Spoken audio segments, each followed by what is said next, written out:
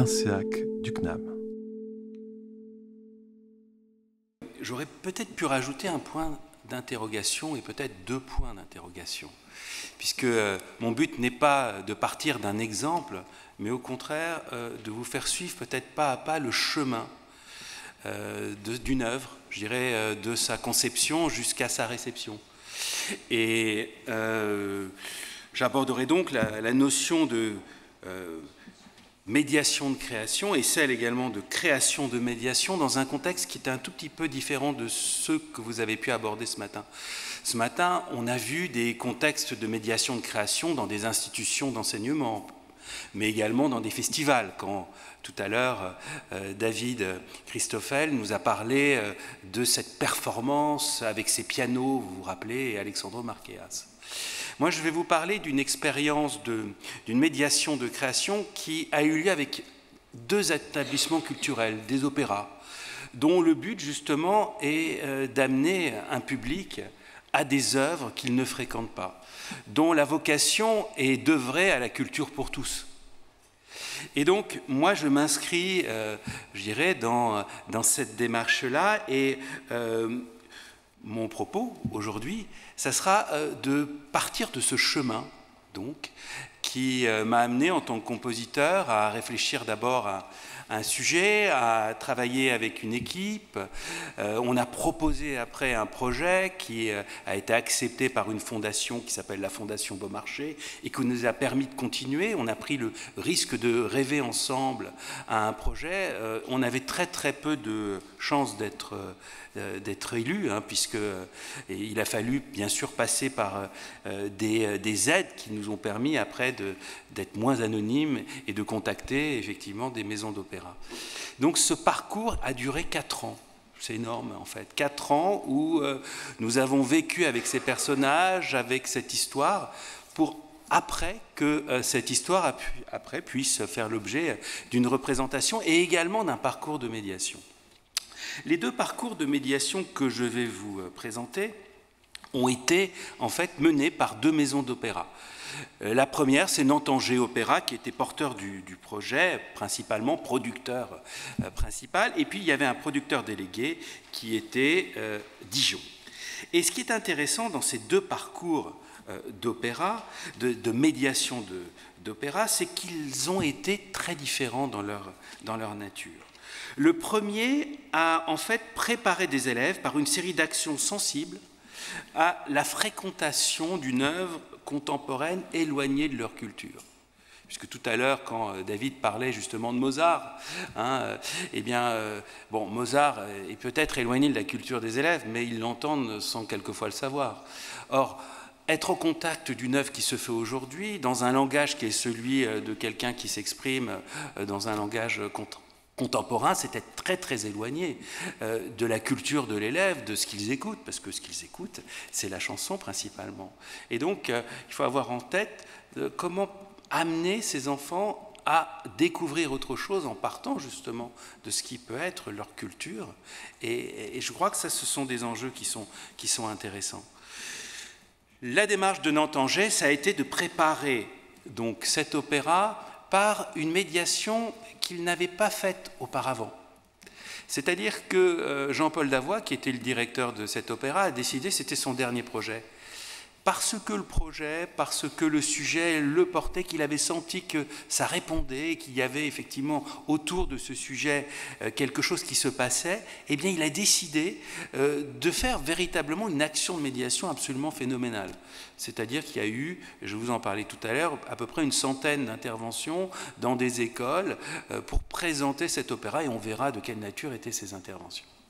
Et puis, ça c'est le premier travail de médiation. Le deuxième travail a été mené donc par l'Opéra de Dijon, et là, ça a été complètement différent. Leur idée, ça a été davantage de mettre les situations, les élèves, le public scolaire, en situation de projet. C'est-à-dire qu'en fait, que l'œuvre, en quelque sorte, que l'œuvre qu'ils allaient regarder ou qu'ils allaient découvrir, soit pour eux l'occasion d'être un déclencheur pour des projets parallèles. C'est comme si c'était d'une certaine manière une médiation par projet et que les élèves, en quelque sorte, étaient aussi dans une situation de création, et on verra ensemble ce que c'est qu'être dans une situation de création, de créativité, ou être créatif, peut-être ce sont des termes qui ne sont pas tout à fait, dans les... qui désignent peut-être pas tout à fait la même réalité. Donc mon projet aujourd'hui, ça sera justement de vous parler de ces trois moments. D'abord, je vais vous présenter cette création que j'ai intitulée « Une médiation de création ». Pourquoi ? Parce qu'écrire un opéra aujourd'hui, à l'heure où nous sommes tous somnubulés par les images, regardez tout à l'heure, on était fascinés par nos images sur les écrans. Imaginez des enfants qui doivent pendant 1h20 ou 1h30 se retrouver face à un spectacle vivant, sans sollicitation extérieure. Et donc, l'objectif de cet opéra, tout simplement, ça va être de les sensibiliser à un genre qu'ils ne fréquentent pas. Donc, un opéra de médiation, ça sera mon premier point. Et puis après, bien sûr, j'aborderai les deux autres parcours de médiation en partant justement d'exemples précis, peut-être un peu triviaux, mais qui vous montreront dans le concret comment peuvent se décliner des situations de créativité à échelle d'un public scolaire. Je crois, m'a dit Raphaël, que certains d'entre vous sont enseignants, d'autres artistes, donc ce sont peut-être des expériences qui vont résonner également peut-être avec ce que vous avez voulu mettre en place ou ce que vous avez déjà fait dans les classes. Alors pourquoi un opéra de médiation? Je vais peut-être partir tout simplement des phrases que j'ai entendues lorsque moi-même j'ai participé à ces activités de médiation. Souvent, un opéra, c'est d'abord un édifice qui se trouve dans un espace urbain de centre-ville. C'est souvent un lieu qui est un monument. C'est souvent un lieu qui intimide. On n'ose pas le franchir. Et souvent, moi qui travaille effectivement dans le nord de la France, j'ai le souvenir, à un moment j'étais professeur à Valenciennes, et il y a une magnifique scène de spectacle qui s'appelle, j'ai oublié, je crois que c'est le Phénix, il me semble, de Valenciennes, oui c'est ça, oui. Et alors, elle est magnifique cette salle, mais pour y accéder, il y a une esplanade énorme, et en plus glissante. Donc il y a tout pour qu'on ait un rapport sensible, direct, concret, vivant. Je rigole, bien entendu. Autre chose qui éloigne souvent les enfants du genre de l'opéra, c'est la manière dont les chanteurs utilisent leur voix. On a tous la Castafiore en tête, on ne comprend pas les paroles, bien sûr, les chanteurs ne sont pas microtés, comme les chanteurs qui s'expriment dans des chansons et qui sont plus dans une sorte où le timbre est vraiment au service du texte, on comprend très très bien les paroles. Et là déjà, il y a un autre fossé qui se met en place. Et puis il y a encore un autre fossé qui est celui de savoir comment être dans un lieu comme ça. Et tout ça, en fait, ça doit vous parler parce que ça a investi un tout petit peu les piliers dont on parle et dont on vous parle souvent. Mais peut-être par le concret. Et moi, ces propos-là, ces préjugés, je les ai entendus lorsque j'ai participé à cette médiation. Je les ai aussi entendus lorsque j'ai essayé de concevoir ce projet avec mes deux autres collègues, c'est-à-dire les deux librettistes, Arnaud Delalande, Olivier Balazuc, et également le metteur en scène, Olivier Balazuc, parce que c'est aussi intéressant, lorsque l'on fait un spectacle vivant, c'est une aventure collective. C'est une autre manière de comprendre le nous, ou comprendre le fait d'être ensemble, et je rebondis un tout petit peu sur la première communication de Sylvie qui nous disait « on va jouer ensemble ». Et là, on a joué ensemble, effectivement. On a joué ensemble à écrire un opéra pour que cet opéra puisse être aussi l'occasion pour des enfants qui n'ont pas l'habitude d'être au contact d'un genre, d'y entrer, de considérer que ce genre leur est accessible, et surtout que parce qu'ils vont être au contact d'une œuvre, eh bien, cela va peut-être éclairer quelque chose de leur sensibilité qui leur permettra de comprendre différemment ce qu'ils écoutent ou d'aller ailleurs. Et c'est sans doute dans cet état d'esprit-là que nous nous sommes trouvés tous. Je dois dire que, comme seul cahier des charges, nous avons eu l'institution qui nous a proposé, qui nous a fait confiance, qui a pris le risque de nous faire confiance. Nous avons eu comme seule contrainte d'imaginer un temps participatif. Et là, on retombe un peu sur, entre guillemets, le cahier des charges habituel, le truc absolument qu'il faut, un temps participatif, quel que soit l'objet. Encore faut-il qu'il ait du sens, encore faut-il qu'il puisse s'adapter à ce que l'on propose. Que ça ne soit pas la tarte à la crème, parce qu'il faut qu'il y ait une rencontre. Il faut que cette rencontre, elle puisse avoir du sens. À la fois pour l'œuvre, qu'elle ne coupe pas l'œuvre, mais également qu'elle ait aussi du sens pour les élèves, que ce ne soit pas le truc obligé, il faut qu'il y ait un truc participatif. Oui, tu l'as fait, le truc participatif, oui. Bon. Mais en fait, qu'est-ce que c'est avoir quelque chose de participatif? C'est faire en sorte que les élèves entrent dans l'œuvre, soient en empathie vis-à-vis d'elle. Et donc, je vais vous montrer, on nous avait dit qu'il faut faire une chanson. Bon, faire une chanson, ou faire pour un public d'enfants qui va du CE2 jusqu'au collège-lycée, et qu'ils doivent l'interpréter, ça pose des problèmes techniques importants. Et puis également, une question de cohérence par rapport à l'œuvre d'art que l'on propose. Donc, on nous a dit aussi, et ça a été le pari de Jean-Paul Davoye, et je le dis encore une fois parce que c'est quelqu'un que je veux remercier ici, parce qu'il a pris ce risque. Hein. Il nous a dit, voilà, on va faire tout comme un grand opéra. C'est-à-dire qu'il y aura des décors, des costumes, un orchestre, des chanteurs qui vont vraiment chanter, un chœur, et ça va durer 1h20. 1h20 pour des enfants qui vont du CE2 jusqu'au collège. Comment on fait pour les plonger, pour que ça ne soit pas un mur, mais plutôt un spectacle immersif qui déclenche de l'imaginaire. Alors, présentons rapidement ce dispositif. Ça a eu lieu en 2017, un tout petit peu après l'éducation artistique et culturelle. D'ailleurs, il y a eu des événements sur l'éducation artistique et culturelle. On a été sur 3 territoires, Nantes, Angers, Dijon, des territoires de province, des territoires où la culture est présente de multiples manières, parce qu'il y a un maillage culturel considérable en France, il faut bien le dire. Et puis, on a touché près de 8000 spectateurs, avec 6000 enfants et 1000 enfants venant des quartiers prioritaires. Ça a été un opéra, et ça a été le choix du directeur. On a eu 23 représentations, mais également, on a eu des représentations pour les scolaires, mais également des représentations avec des publics adultes. Et puis, ça a été aussi l'occasion de revisiter différemment certains partenariats, et j'en parlerai aussi également, avec des musées, avec des partenaires sur le territoire, mais tout ça, ça va en grande partie être lié au thème qui nous a servi de base pour faire cet opéra. Et ce thème, c'est tout simplement une bande dessinée. Vous savez, la bande dessinée, c'est un peu une forme de, je dirais, genre transitionnel, si je détourne un peu le sens de l'objet transitionnel de Winnicott, c'est-à-dire c'est une présence rassurante, c'est quelque chose qui est proche de la culture des élèves, c'est l'opposé de l'opéra. L'opéra, vous vous rappelez, c'est le bâtiment absolument imposant, on n'ose pas y entrer, on ne sait pas comment y être, c'est pas pour nous, c'est un spectacle de classe. Ah, d'accord, ce sont les préjugés.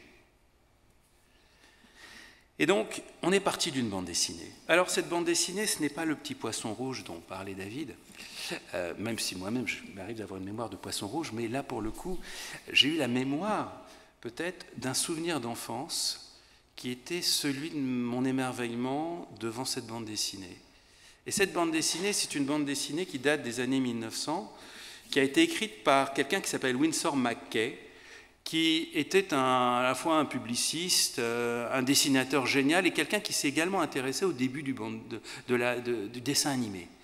Tout ça pour vous dire que, en fait, dans la manière dont cette bande dessinée en fait, était présente, c'était une bande dessinée en fait, qui est parue d'abord sous la forme d'un feuilleton dans un journal et qui racontait quoi? Tout simplement l'entrée dans le rêve d'un enfant. Et cette entrée dans le rêve était l'occasion d'une créativité graphique absolument extraordinaire, d'un jeu sur les échelles, sur les couleurs, d'un réinvestissement d'une certaine manière, d'éléments artistiques absolument magiques qui se retrouvaient dans cet univers-là.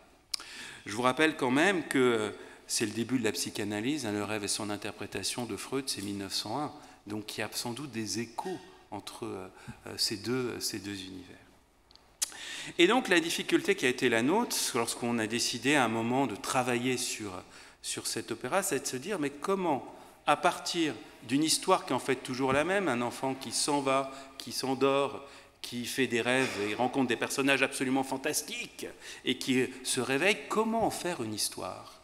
Comment en faire, en fait, une histoire d'opéra? Et là, ça a été le travail des librettistes. Et ce qu'ils ont décidé, ça a été justement de transposer ce personnage, tout simplement, à l'âge adulte, et de partir de certains éléments récurrents, d'une certaine manière, de cette bande dessinée, pour pouvoir, après, s'en servir pour inventer autre chose qui soit en quelque sorte une première variation à partir d'un univers qui va servir de réservoir. Et vous savez que, et vous verrez que cette idée d'utiliser la bande dessinée comme un réservoir va être sans doute, et a été peut-être sans doute un des éléments déclencheurs des multiples, je dirais, variations de création que l'opéra a pu susciter, ou alors qui se sont développées en parallèle de la création de cet opéra. Alors, quelle est cette histoire? Eh bien, Nemo est un homme d'affaires, un spéculateur qui achète à bas prix des immeubles dans les quartiers populaires pour y bâtir son empire. Je vous lis ce qui se fait. Alors, voilà, bureaux et boutiques de luxe. Alors, c'est quelqu'un qui a oublié complètement de rêver. Sa quête effrénée du pouvoir lui a fait depuis longtemps perdre le sommeil. Et au fil des temps, il a oublié qu'il était autrefois un enfant rêveur, avide de nouvelles conquêtes.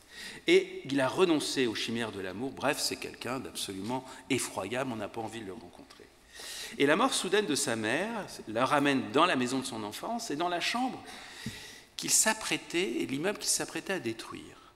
Et là, en proie à la solitude, il entre dans cette chambre, et puis brusquement, il la retrouve identique, il voit surgir par la fenêtre un étrange personnage, le môme bonbon, qui lui a été envoyé par le roi Morphée.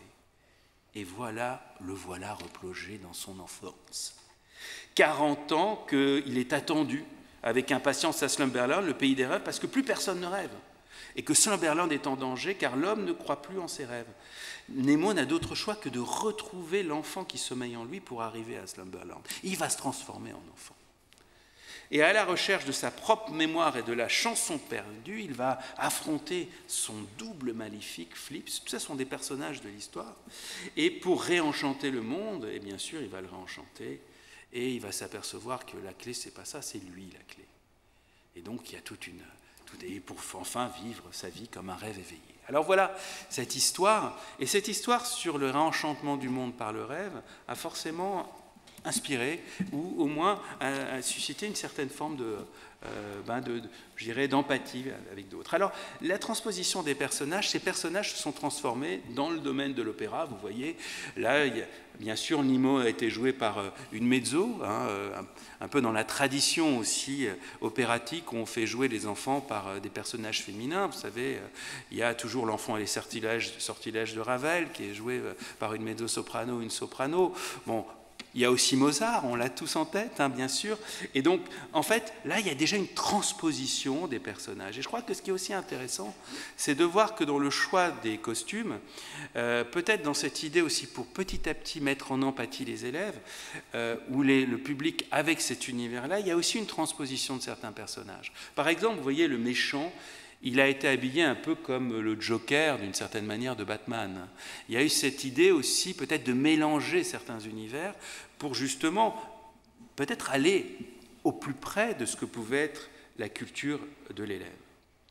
Alors, il va sans dire que moi, je n'ai eu aucune restriction au niveau du style, je pouvais faire ce que je veux, et nous avons fait ce que nous avons voulu. Nous avions une entière liberté au niveau artistique, de ne pas être trop dans l'opéra pour enfants, mais d'oser travailler avec l'électronique, d'oser travailler avec l'orchestre, d'oser faire parler des onomatopées, changer la voix, être dans des voix chantées, mais parce que la bande dessinée, justement, elle apportait ça, c'était la rapidité de narration, c'était la possibilité également, et là je reviens avec ce que disait Sylvie tout à l'heure, d'utiliser les sons et de s'inscrire dans un environnement et d'être dans quelque chose qui puisse nous offrir cette liberté.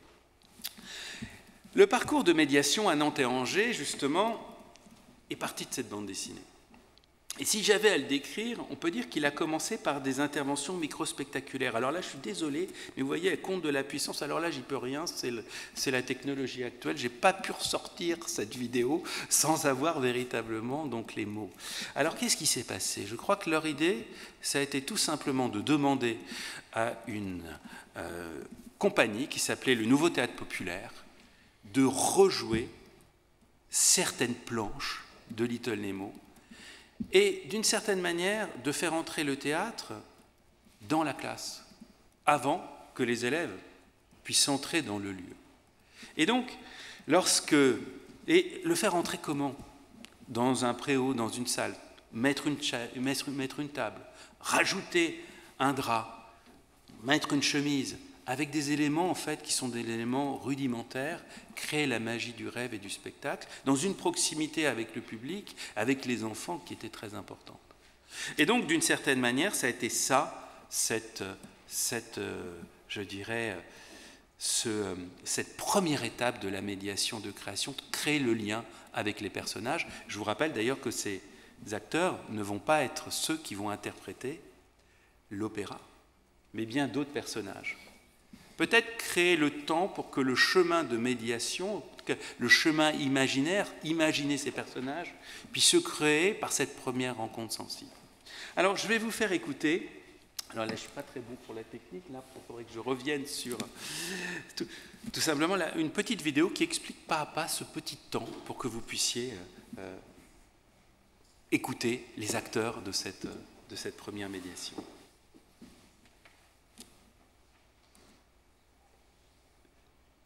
Alors, c'est la première. C'est pas à pas, c'est ça. Voilà. Allons-y. Et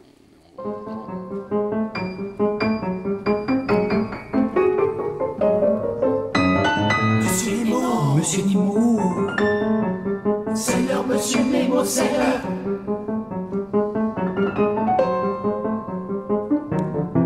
Hein? C'est l'heure.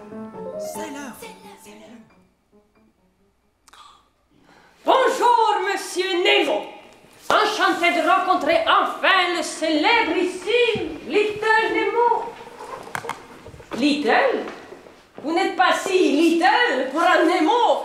C'est une pièce d'une vingtaine de minutes qui nous a été commandée par l'Opéra de Nantes et qui retrace 3 chapitres, 3 planches de l'histoire de Little Nemo dans les années 1905, qui sont les toutes premières planches où on voit Nemo s'endormir puis se réveiller à la fin après avoir vécu une expérience, une aventure complètement folle. L'opéra qu'on présente, nous, fait référence à une œuvre en bande dessinée que les jeunes qui vont venir voir le spectacle ne connaîtront pas. Donc comment on fait pour leur montrer ce qu'était à l'origine, pour qu'ils aient les références, tout bêtement. Et puis d'un autre côté, il y avait le Nouveau Théâtre Populaire, qui est un collectif de jeunes artistes. Ils sont pleins de talent. Donc on avait très envie de faire quelque chose avec eux, pour les encourager, parce qu'on trouve qu'effectivement ils sont pleins de talent et qu'ils détiennent une partie de ce que pourrait être l'avenir du spectacle vivant en France. Nemo, attention au temps! Pourquoi? Il passe! Tu l'as échappé belle! Vite, filons! Le rôle du Nouveau Théâtre Populaire dans la commande, c'était vraiment que l'esprit du Nouveau Théâtre Populaire, donc qui est un esprit populaire, voilà. Pauvre. On va passer vite. De toute façon, il y a les vidéos sur Internet, vous pourrez les regarder. Mais je vais passer peut-être vite parce que je voudrais vous montrer toutes les activités qui se sont mises en place. Alors peut-être tu me le remets. Ouais.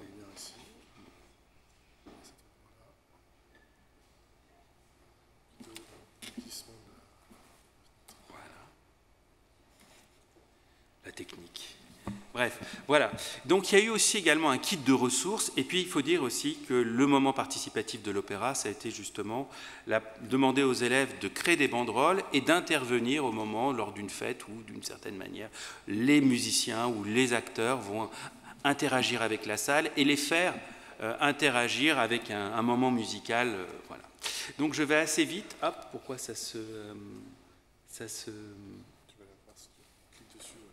Je l'ai. Voilà. Alors il y a eu d'autres explorations, bien sûr, qui ont été faites, l'exploration du quartier, de la BD également, qui ont été proposées, avec la création d'une BD. Après avoir été à l'opéra, les enfants ont essayé de retravailler le chemin qui les menait du rêve jusqu'à...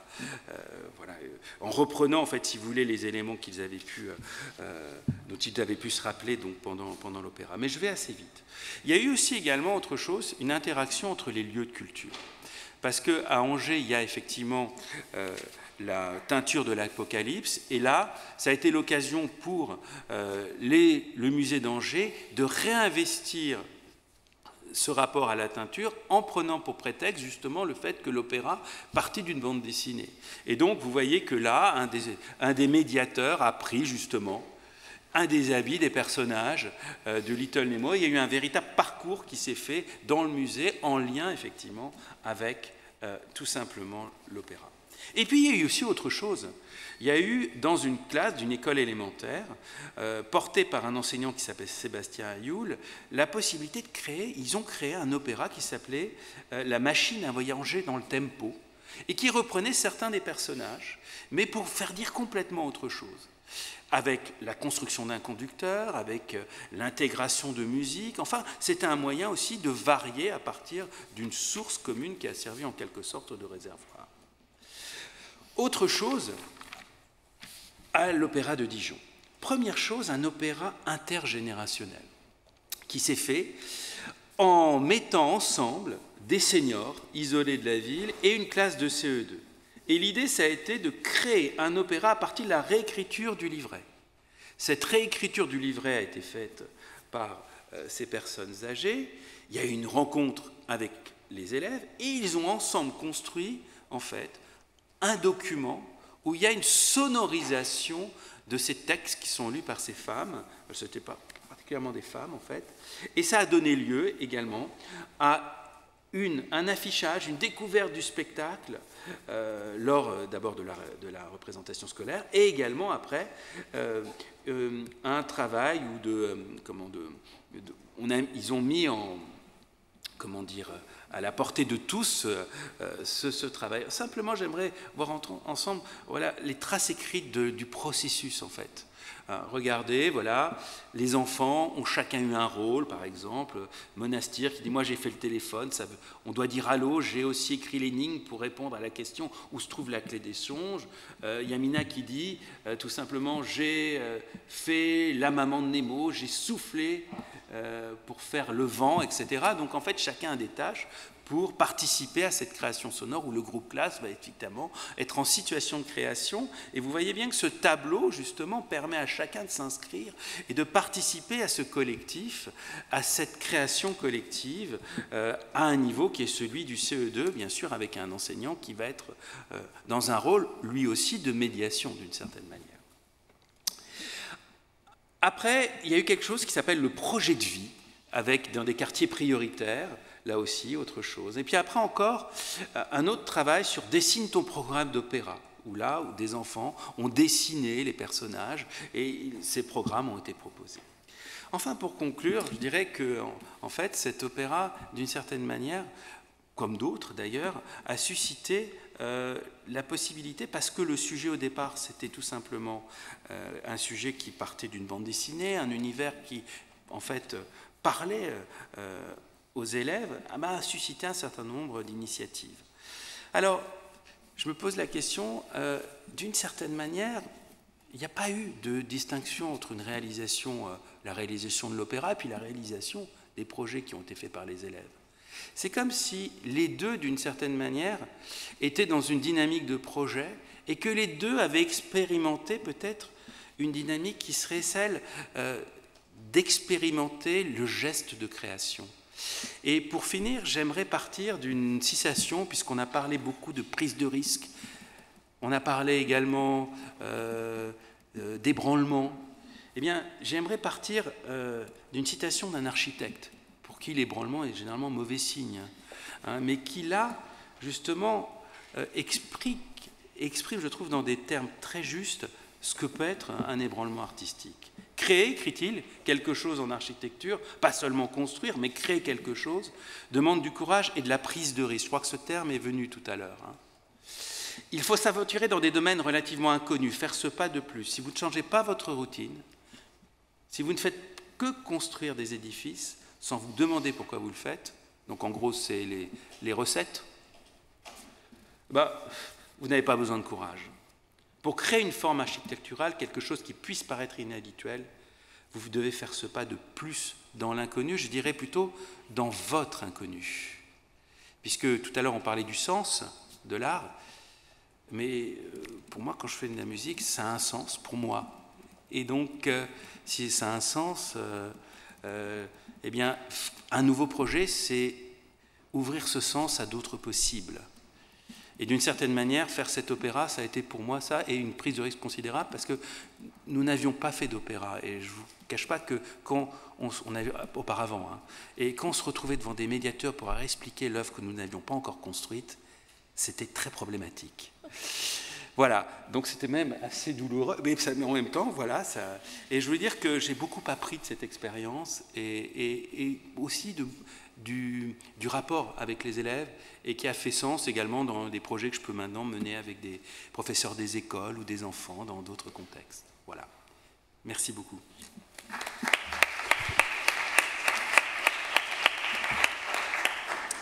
Merci beaucoup David Chailloux pour ce témoignage autour de cette recherche et ces expériences de médiation. La parole est tout de suite à la salle.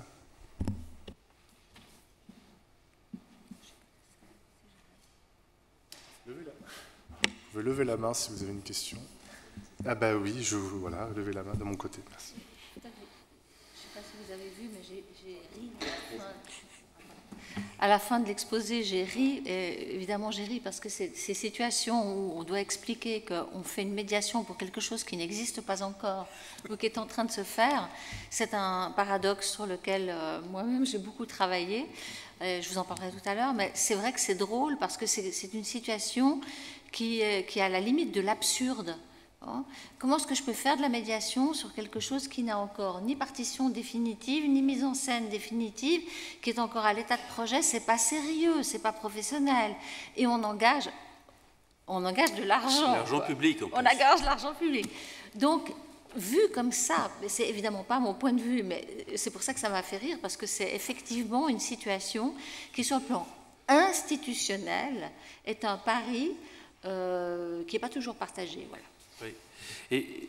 Et je dois dire que, alors peut-être pour rebondir justement sur le pari, on parlait tout à l'heure des préjugés de l'opéra, mais je crois que l'opéra c'est vraiment le genre de l'histoire des arts et du PEAC, hein, un des genres les plus emblématiques, puisque vous voyez, en fait, après j'ai fait des questionnaires pour tous les enseignants qui ont participé au projet. Alors quelquefois, certains disent oui, on a beaucoup aimé les décors, pas du tout la musique. Je l'ai bien vu, mais enfin, voilà, c'est comme ça. Et en fait, ce qui est intéressant, mais qu'est-ce que ça veut dire, tout simplement? Ça veut dire qu'en fait, on peut accéder à l'opéra par différents médiums. On est tous différents. Et je crois que ce qui est intéressant aussi, et même quand je travaille par exemple, avec les professeurs des écoles ou les enfants, c'est toujours une même œuvre va susciter des réactions multiples, contradictoires, des vérités contradictoires multiples. Et c'est ça qui est extraordinaire. C'est ça ce côté, je dirais, ce côté rebelle de l'art. Ça explore des choses qui dans des zones qu'on ne suscite pas forcément, qui nous forcent à ne pas être trop paresseux avec nos usages artistiques, qui nous poussent à aller ailleurs et à accepter quelque chose qu'on ne connaît pas. Et donc l'opéra, les décors, le costume, le fait de voir d'être tout près, tout de suite, ça crée un rapport à l'art qui crée un émerveillement. Si on est là, ici, c'est qu'on a tous été un moment émerveillés par quelque chose, qu'on a envie de le transmettre, qu'on a été convaincu. Pour être convaincant, il faut être convaincu, me semble-t-il. Donc, pas de routine. Soyez toujours comme la première fois devant une œuvre que vous découvrez. Et je crois Harnoncourt est quelqu'un de passionnant. Moi, j'avais eu la chance d'assister à une de ses répétitions à Vienne. C'était extraordinaire la manière dont il dirigeait. Et il passait beaucoup par le théâtre. Il était toujours dans cette idée, il jouait la musique. Il jouait la musique. Et en plus, il avait une aversion complète pour le nazisme, pour des raisons également familiales. Parce qu'il provenait des Habsbourg, la famille des Habsbourg, qui a été en camp de concentration. Les deux, ils ont été en camp de concentration, les deux. Et leur maison a été complètement confisquée par les nazis. Les nazis détestaient les Habsbourg, qui représentaient une vision, je dirais, multiculturelle. Un empire qui avait été large, ouvert à des minorités, à des différences, et qui avait accueilli, regardez la Vienne du début du XXe siècle, c'est extraordinaire ce qui se passe, cette pluralité.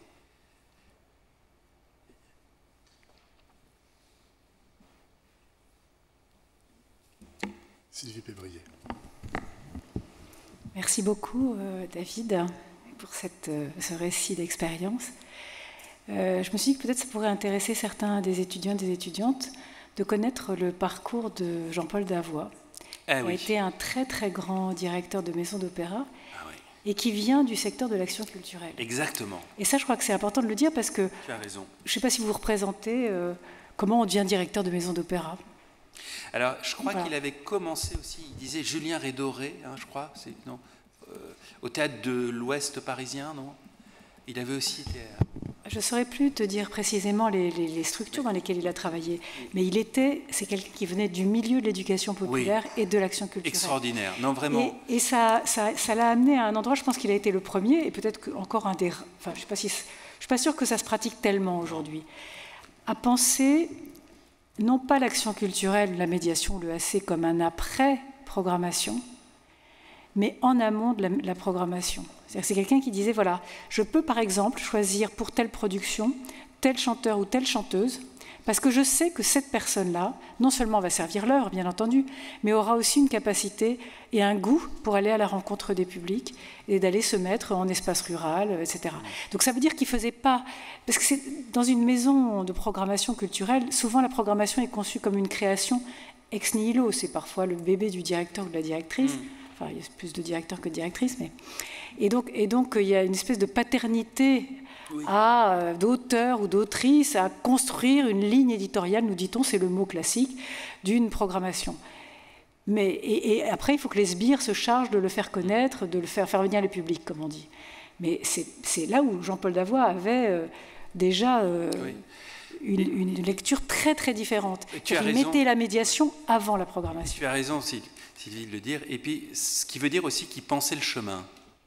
C'est-à-dire que, vous savez, le chemin, on vit avec des personnages, on s'en fait une représentation, et petit à petit, il y a ce chemin de médiation. Et je crois qu'il a construit ce chemin avec Sandrine, c'est Rousseau, je crois, le nom, le prénom, je ne me rappelle pas, mais qui était la personne qui s'est vraiment occupée de la médiation, qui n'est plus maintenant un Nantanger, mais qui a été vraiment remarquable. Et d'ailleurs, dans le kit... pour créer cette empathie avec le public scolaire, elle nous avait fait interviewer par sa fille, qui avait l'âge des enfants. Et en fait, il y avait des questions d'enfants, et on entrait dans les classes également. Et je crois que c'est le chemin. Il faut avoir le temps de se faire une représentation. Et je crois aussi qu'il y a... c'est un chemin vers une œuvre. Voilà. Et alors, il y a une chose aussi, c'est que... on n'a jamais été dans un truc où l'œuvre est surplombante. Pas du tout. Je veux dire qu'on a tous expérimenté un chemin de création. En fait, c'est un peu une sorte de projet, en fait, une œuvre. Il y a un savoir-être à avoir avec des personnes. Alors, on n'est pas consensuel, mais on se respecte suffisamment pour savoir que là, en tout cas, là, c'est sa compétence, là, c'est la mienne. Et on va construire ensemble quelque chose qui va être autre chose que nous-mêmes. En fait, c'est oublier l'image là qu'on regardait tout à l'heure. C'est s'oublier pour le projet, pour son sens, non pas son sens, non, pour qu'il fasse sens, pour qu'il soit juste, Alors qu'est-ce que ça veut dire juste? Ça veut dire qu'il soit sincère, qu'il nous corresponde, et s'il est sincère avec toutes ses forces et ses faiblesses, il a peut-être, dans ses aspérités, il touchera peut-être quelqu'un dans son humanité. Voilà.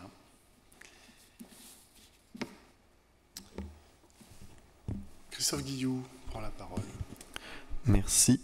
J'ai une question qui est peut-être un peu éloignée de l'opéra au sens d'art vivant, mais je reviens à ce que vous avez commencé à dire en parlant des maisons, pour parler des opéras, et c'est une notion qui en plus avait été abordée ce matin par Madame Pébrier pour faire état des travaux au Conservatoire national de musique et de danse de Paris. Vous parliez d'opéra imposant, je crois que c'était bien le terme que vous aviez employé, et avec cette description d'une esplanade par exemple, et d'éléments qui pourraient dans l'architecture faire frein, ou en tout cas effrayer, ou faire participer à l'éloignement de certains publics, et par exemple un public d'enfants envers ces lieux, qui sont des lieux non seulement au sens architectural du terme, mais aussi des lieux d'art et de production et de partage au sens vivant. Mais pour autant, j'y vois aussi un paradoxe, ou alors une relation complexe, parce que vous utilisez beaucoup le terme de construire, au point, et le terme de maison également, au point dans votre dernière partie, de citer un architecte. Alors ma question, c'est brièvement, quels éléments d'architecture voyez-vous comme pouvant faire un frein à l'accessibilité ou au chemin vers des propositions artistiques? Alors je propose juste de présenter Christophe Guillot, qui est doctorant à l'INSEAC et qui est professeur également des écoles et qui fait sa thèse sur la relation entre l'architecture et les apprentissages dans la classe. Ah, très très bien. Oui, alors moi je vous conseille Tadao Ando, qui est une source extraordinaire. J'ai énormément appris de lui. Et puis d'abord parce que c'est un autodidacte, c'est quelqu'un qui d'ailleurs fait souvent un parallèle entre la boxe et l'architecture, et qui est très intéressant parce que moi qui pensais que le béton était quelque chose de très froid, ben justement il explique qu'au contraire non, c'est quelque chose de chaleureux. Enfin, bref, c'est pas le sujet.